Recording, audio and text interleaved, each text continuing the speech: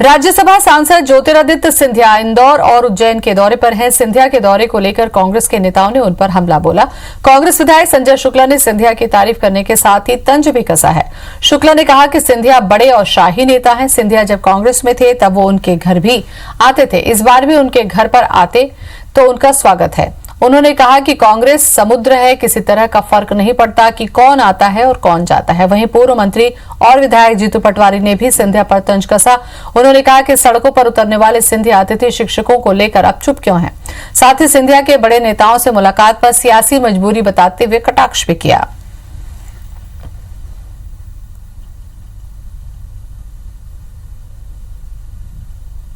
ज्योतिरादित्य सिंधिया जी 65 लोगों ने, अतिथि शिक्षकों ने आत्महत्या करने के आंकड़े आए हैं। क्यों एक मुंह से हलक से एक शब्द भी नहीं निकला उनके?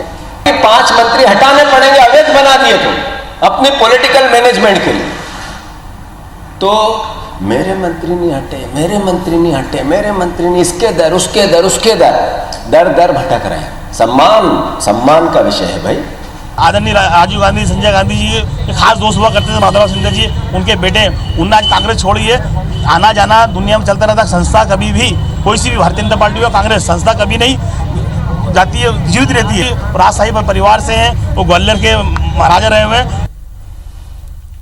और इसी खबर पर ज्यादा जानकारी के लिए नवीन सिंह जुड़ चुके हैं, हमारे संवाददाता। नवीन, सिंधिया पर कांग्रेस तंज कर रही है। कांग्रेस का कहना है कि कांग्रेस समुद्र है, कौन आता है कौन जाता है फर्क नहीं पड़ता। क्या आपको लगता है कि वास्तव में ऐसा है, फर्क तो पड़ता है?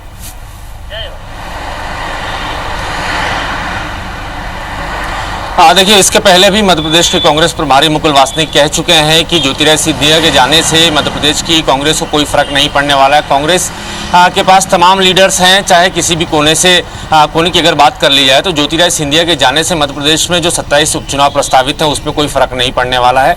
कुछ ऐसा ही बयान न सिर्फ मुकुल वासनिक बल्कि मध्य प्रदेश के तमाम कांग्रेस के दिग्गज देते रहे हैं। और आज ज्योतिरादित्य सिंधिया मध्य प्रदेश के दौरे पर हैं, इंदौर उज्जैन जाएंगे।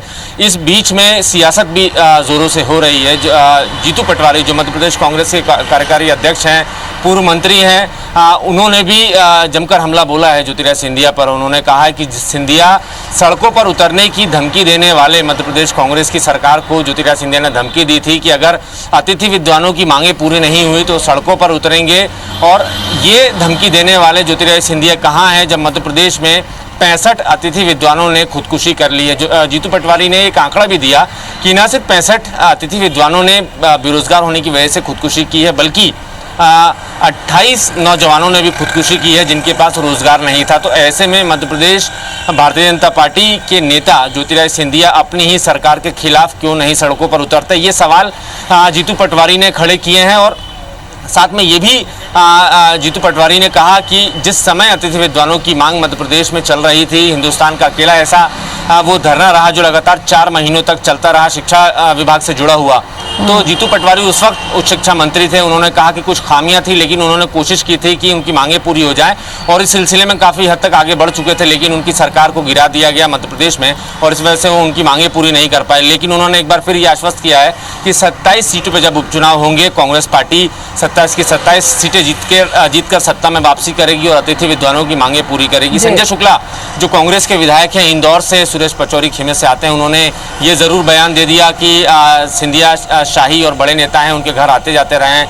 हालांकि अब जब सिंधिया कांग्रेस में थे तब कई नेताओं के घर में, स्थानीय नेताओं घरों में जाते रहे, भले ग्वालियर चंबल हो या फिर मालवा हो या फिर मध्य प्रदेश का दूसरा हिस्सा हो। लेकिन अब बात अलग है। अब ज्योतिरादित्य सिंधिया भारतीय जनता पार्टी में है और भाजपा के ही कई बड़े नेताओं के घर जाने का कार्यक्रम था, लेकिन वो कार्यक्रम से उन नेताओं के नाम को हटाना पड़ा। रमेश मेंदोला, उषा ठाकुर, ये 2 से 3 ऐसे कांग्रेस के नेता थे जो मध्य प्रदेश की सरकार में अभी मंत्री भी हैं, उनके घर सिंधिया जाने वाले थे लेकिन उनको हटाना पड़ा। ऐसे में संजय शुक्ला का ये बयान, जब पूरी पार्टी कांग्रेस पार्टी सिंधिया की खिलाफत कर रही है, सिंधिया के दौरे पर तंज कसे जा रहे हैं, तब ये कहना कि सिंधिया बड़े नेता हैं, वो मेरे घर आया करते थे और उनका स्वागत है, वो अब भी आ सकते हैं, तो कहीं ना कहीं ज्योति ये माना जा सकता है कि कांग्रेस नेताओं के मन में सिंधिया के लिए अब भी एक सॉफ्ट कॉर्नर बना हुआ है। जी, चलिए, बहुत बहुत शुक्रिया नवीन तमाम जानकारी के लिए।